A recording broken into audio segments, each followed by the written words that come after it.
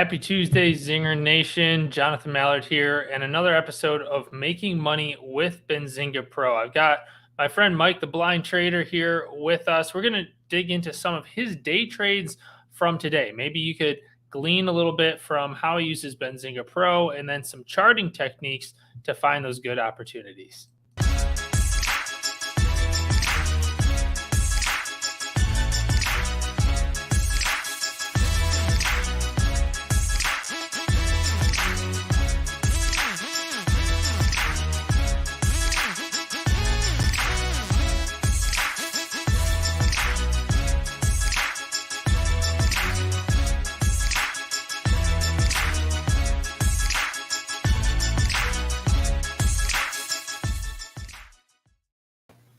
Mike, good to see you, sir. How are you? I'm good, buddy. How you doing today?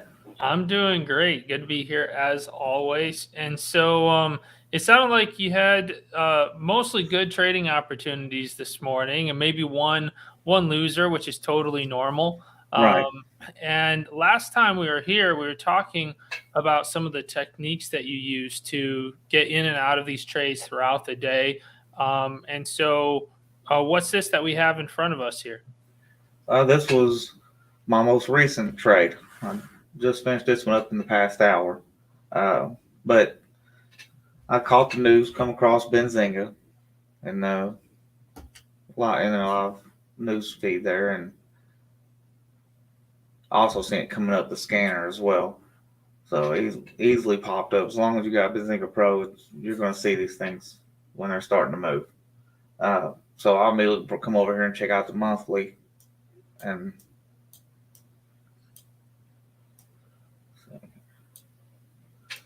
set me up some levels where it was trading in between, which was off of January's close, 712, and last month's high. So I'm immediately trying, I put them two in and break it on down a little bit further down to the weekly here. Sorry, I don't know why it's, it could be because I have this on. All right, so you were looking at the monthly first, so big picture basically. Right. And then now you're getting a little more granular with the weekly levels. Yeah. And here comes, I'll show you these weeklies, and some of these are the dailies as well. So this one right here coming off this. What I'm doing is I'm trying to find these levels where it's trading in between, so I can start setting up spots to enter this trade. Right. I want to say it was above 590 when I got into it, so it had already come up a little bit. So I had set this 595, I believe, was off this weekly's low. And as you can see, I just keep going. I'm basically using each candle to determine where resistance and support could be found, and just continuing to break it down off the weeklies. And then I come over here and I do the same thing with the daily. Just kind of hit it and continue getting these support and resistance. And as you break it down, we'll go on over to the daily here. Here it starts to just look like a big, huge candle, right? Right. How do you trade that? That's where breaking it down into 15-minute and 5-minute candles is where you can start finding out where you want to enter this thing at. But these basically give you all the support and resistance lines that you can find. If it's pulling down to, say, right here, what is this? Right at $6. If it's pulling down here close to this, you want to get in within 5 to 10 cent range is what I like to do. That way I can put my stop right underneath of that. That way less risk on the downside, more reward on the upside if it decided to pop. Right. So that's exactly what I done right here. I grabbed a hold of this one down here. Of course. And when you said down here, that was around the $6 line? Around $6, yeah. So I grabbed it around here around $6. I'll break it down to the 5-minute now so we can look at it here. Right here is where I grabbed in at. And I started building me a position. Mm-hmm. Because I'm building a position in this area with all these candles. My stop out would be as if we come back down here and we break out. I want to immediately get out right at this level. Right. But my reward at this point was already. This was what my goal was to come up here. These two I think were daily resistance. So this was kind of you're going to have a little bit of battle there. That's why they're not all winners, because you're going to run across this spot and it is going to break down on you. You're going to have to close it out. That's just it happens all the time. Like That's you can why see how it's testing there at 6:30 before it finally broke through. Yes, yeah, which I was grabbing on these pullbacks because I don't go in all at once. I'm going to build me a position in it. That way, I'm getting in at the best available price on the downside here, if that makes sense. Yeah, that makes sense. That way, if I have to close it, I'm closing it right here. Okay, I was building a position all the way down, so I've been pulling my average down. Breaks this, close it. I took a hit, but your best is, see it continue running like it did today. And as soon as it popped right here, I immediately took close to 90% of my profit off the table and then rode the rest because I'm quick to take my profit. That's just me. I'll Right. ride a little bit. Where was that when you decided to take off your profit? At 640. Gotcha. So even though your target was above $7, you didn't wait for that. No, I don't wait for that. I immediately take between 80 and 90%. I want to say I took right at 90% of the profit off the table on this one.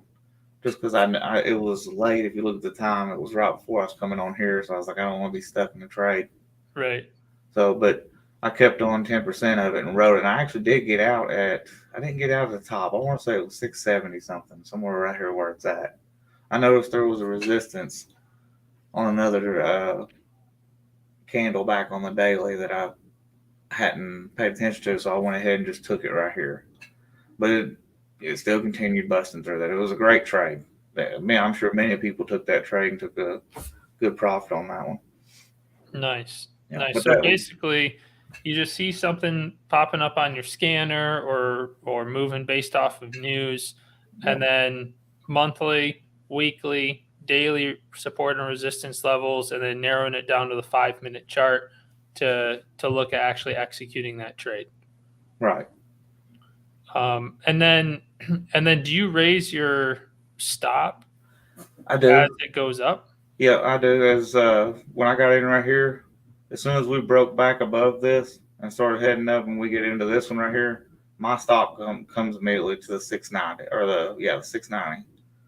I'm gonna immediately put my stop there. That way, I basically will lose break even or a little bit of profit, so that I'm not just giving it all back once I've rode it for so long. Because like I said, I play safe. I'm not trying to get rich in one trade. I'm just trying to make a little bit of money every day.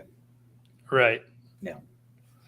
Right. Awesome. So yeah, you started. You're averaging in, not averaging down. Starting with partial positions, and then adding on to that as you gain confidence, and then once it moves up past some of those resistance levels, you kind of move up your stop compared to where it was before, and then take off a little bit of your profit or most of your profit once. How do you determine that level? Is it just like your second to last target, basically, of where you're taking off that 80 to 90% of the profit? It depends, man. There can be news that comes out immediately on it that'll make you just hesitant and you want to sell on out as quick as you can. And then if volume doesn't continue to come through, if you start seeing it die off in volume, and it's, say you're on this red candle right here, but you're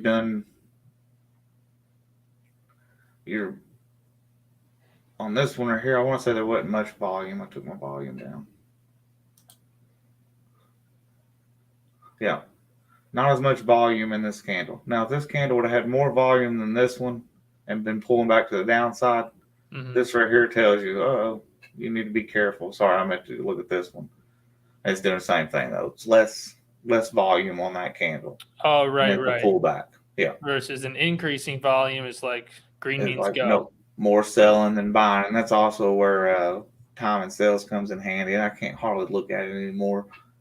So I guess that's another reason I just like to keep my stops as tight as I can. I'm just trying to get a little bit, not all of it. That all makes sense. Do we want to take a look at another one from today? I know you had a few of these.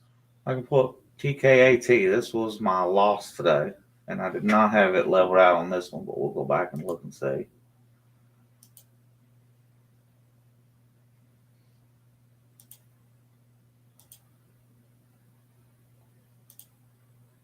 So you're just mapping out some of the levels right now. Yeah, because I didn't have it set on Thinkorswim this morning.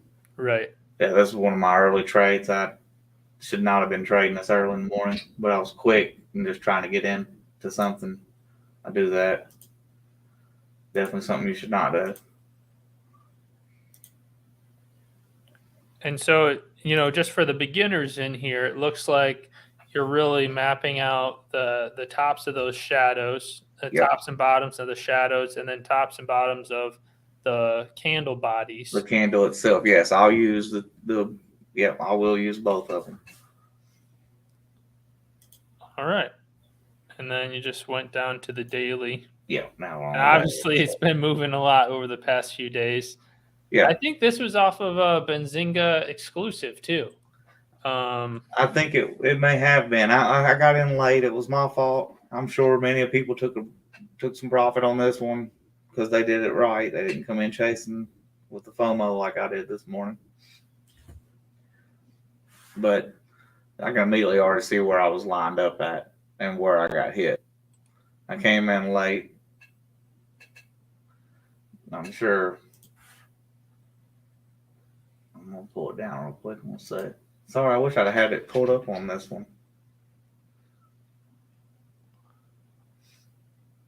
So but basically there was, this was my trade right here. Was me coming in here trying to build a position on this pullback. Oh, okay. Yeah. And then it came down farther and took me out. Yeah. And I can't remember why I even got into it, but I mean, but I held it. If I would have held it, don't ever say that. Don't just hold it. It's better to take the loss and move on when you do something you shouldn't be in, because who knows if this could ever pull back up for me. Right. But yeah, that was basically. I mean, you can see I'll go back out on the monthly here again. You immediately just pop up your shadow. Any kind, like you said, the candlestick and then the shadows in it. You want to make sure you level out everything. Like if you're going to mess with it tomorrow, you'd level out the end of the day today on that end of the candle right there. Mm-hmm.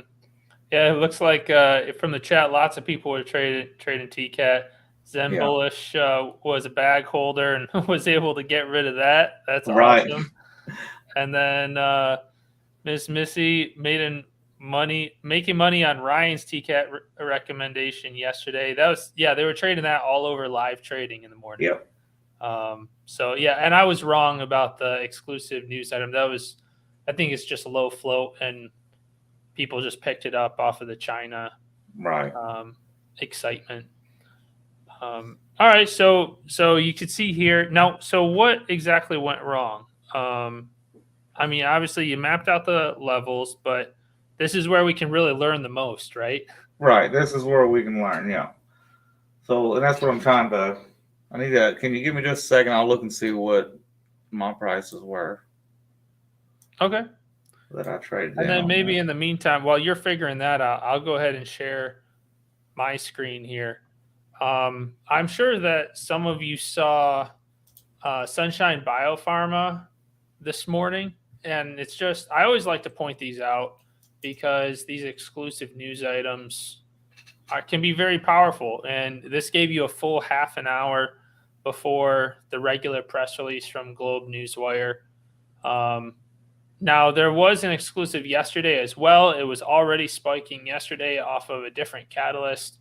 And here it looks like it showed some efficacy against cancer cells, which, of course, that's going to be a big deal. And then here, not only was it exclusive, it was also tagged with biotech and healthcare. So if you know how to filter your news feed on Benzinga by always have the exclusives and market moving exclusives on there, but also you can find these types of healthcare and biotech related items. And then if I switch over to the chart here, like the 5-minute chart, go back in time a little bit, you can see that initial 5 minutes there, that's our exclusive headline. And then you had all the way from here up to 8 o'clock for that initial move. So that was from about a little over $2 to $5. And then, everybody else would have had that info for the rest of the pre-market. So just a nice little example there of how if you were trading in the pre-market, not everyone does that. You definitely could have taken advantage of that. Zen bullish, yeah, school of hard losses. I think we've all been there, right? We all learn the most from our mistakes. But yeah, so do you get the levels up here? I did, and I'm pretty positive I'm right where I traded it at. And this is what I had done. When I had got up, it was 9:30 in the morning. I literally just came downstairs and started trading.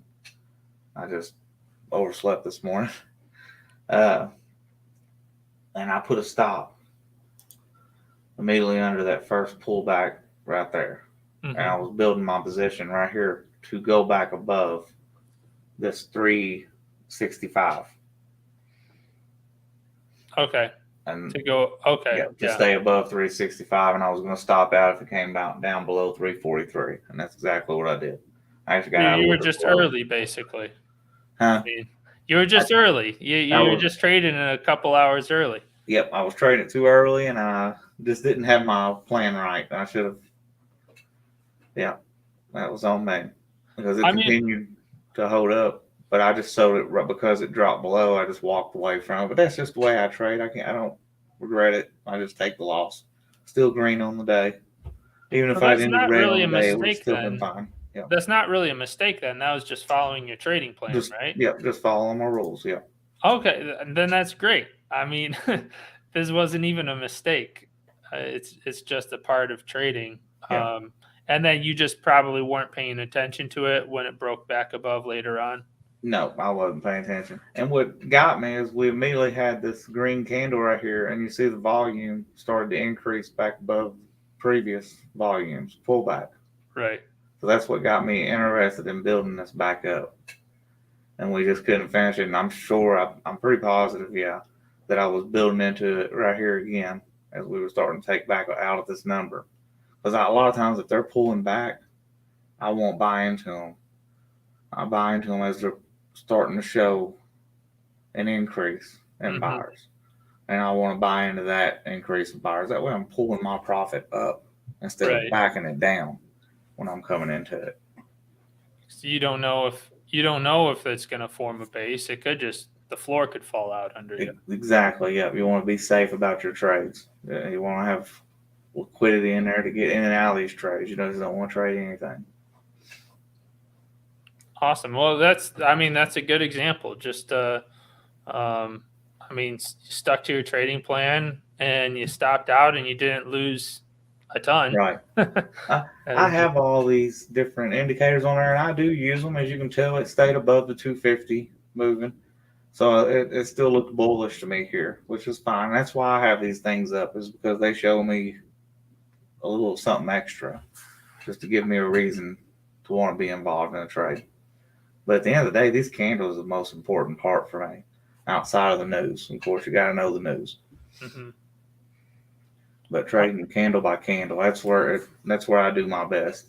And that's why I like to look at it on bigger time frame candles, because then it's less I have to focus. Like this morning, I was trading this one, and I was trying to build something out of a small time frame. That's not my style. You have to stick to your plan. You have to trade how you know how to trade. I've watched many of them just run away on me, and you just got to let them do it. If it ain't your trade, you got to just let them run. Just find another one. Right. Yeah. Now, DDL, what was that? Ding Dong? Oh, man. That was a fun one. Yeah, this one was real fun. I actually traded this one right when I woke up as well. I mean, this was just ripping. Yeah. I want to say I got in. Trying to see here. Might have been right here around 10 o'clock this morning. Yeah, I think I did take that trade about 10 a.m. this morning. It was Ryan and Mitch and all of them were talking about it, and it was just, you got to look at it. Everybody's talking about it. I'm going to check it out. Yeah. I hadn't even, I hadn't really paid much attention to anything else this morning. I was running late. But like I said, using candles, I can come in. If I see everybody talking about it, okay, let me break it down and see what I think about it. So yeah. Now, what I, just a pattern here is DDL was up yesterday. Yep. And then Joni's in the chat saying she traded it last week. But I mean, if you look at the volume yesterday, I think you might have even had a different one here today that had that where it was up significantly the previous day, and then it broke through that previous high. It looked like intraday or in the pre-market here. I'm just looking at my own screen on Benzinga Pro, but there was consolidating not right at the high from yesterday, but at one of those little pullbacks. And so it didn't take that much. Once it pushed past $5 there, and then really the high from yesterday was around 530. Then was off to the races. Yeah. Yeah. Great trade though. I want to say that was my best trade of the day was DDL. That was it was a really nice trade.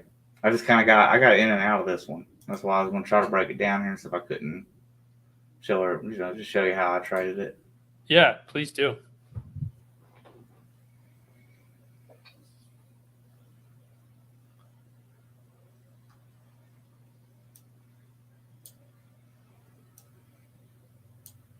So this is just today's chart, right? This is, yes, we're down to the 5 minute. Mm-hmm. Yeah. Yeah, I was just pulling up a monthly. It's the only thing that had resistance above this was the monthly. Was the previous month. So as soon as I brought it in, I actually had it on the 15 minute.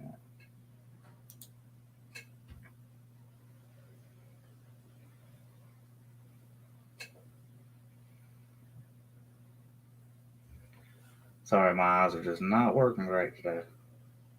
No worries. But basically, you're just saying the monthly gave you that only main resistance level. And right. Then, was it just that you saw that was going up into that level and you figured it would break through because of the volume? Yeah, I basically did like I was showing you on that last one. And I set me a stop. I found a few candles and started building me where I seen support and resistance. I started finding those areas and building into it. Mm-hmm. And that way I had a stop out below it. That way and you always want to make sure that you're buying to where you're going to be in with a less of a loss than you are if it runs to your profit number. So, greater odds. And you can, I make 56, 57% trades correct, but I'm still profitable. It's a good product. It works great for me. Yeah. And yeah, it's interesting too, how right now, a DDL is around 677, I think.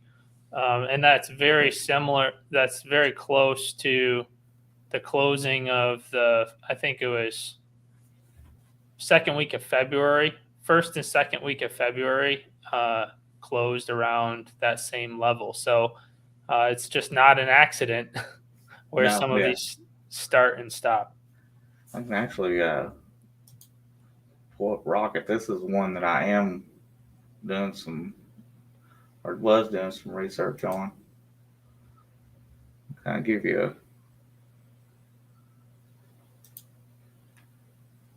I had pulled up. Maybe I didn't have this one.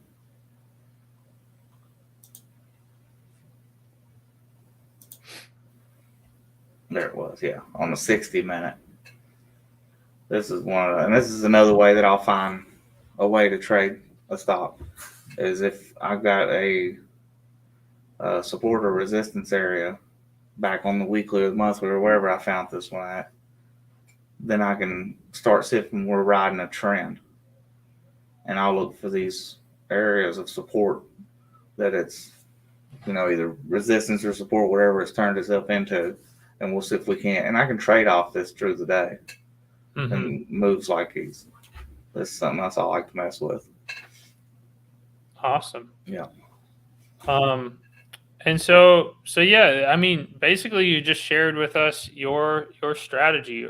Is there any other color that you want to add or special situations that you've come across just while we're here in the last 5 minutes here? I'm trying to think. I mean, if you've got Benzinga Pro, you've pretty much got everything right in your ear. You can set alerts for everything. So if something's going to turn against you, you'll be the first to know. At least that's what I love Benzinga for that. You don't have to worry about being the last one to find something out. And just so everybody knows, we're really excited about this new ideas tool. I'll just share this really quick.